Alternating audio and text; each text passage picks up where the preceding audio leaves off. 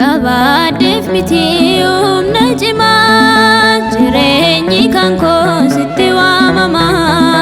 Anaaf bareechi jecha arraba koo na faana yoo taate ni tola dhumni koo. Qabaadheef miti humna cimaa jireenyi kan koo sitti waamama.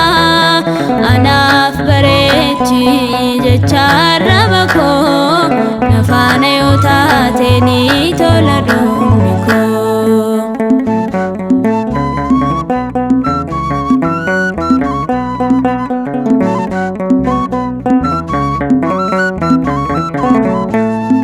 Biyya lafarratti ulfina kee akka dubbatamuuf toonummaan kee akka Iyyoobii obsamaatti guutuu deemsa koo bareechi dubbii kee haa dubbatu. Deemsa koo bareechi dubbii kee haa dubbatu. Qabaadheef miti humna cimaa jireenyi kan koo sitti waamama. Anaaf bareechi jecha arraba koo na faana yoo taate ni tola dhumni koo.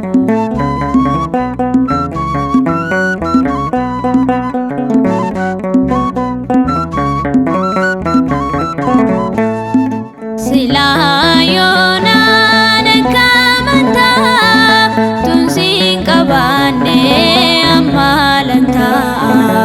Ofii koo of oolchuuf yoon dhabee ogummaa ijaabummaa kee nan dhiisne gonkumaa. Ijaabummaa kee nan dhiisne gonkumaa.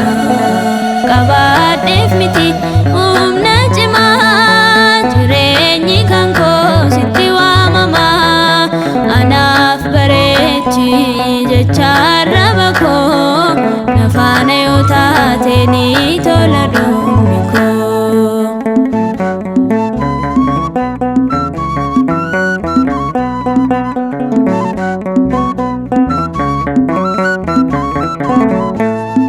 Nagatuuf kan turaniin taane yaadni isaanii dhugaa koo dhoksuuf fakkeessaan sobaanii.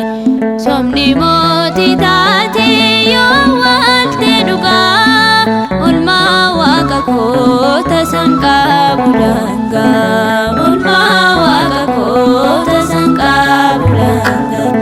Qabaadheef miti humna cimaa jireenyi kan koo sitti waamama. Anaaf bareechi jecha arraba koo na faana yoo taate ni tola dhumni koo. Qabaadheef miti humna cimaa jireenyi kan koo sitti waamama.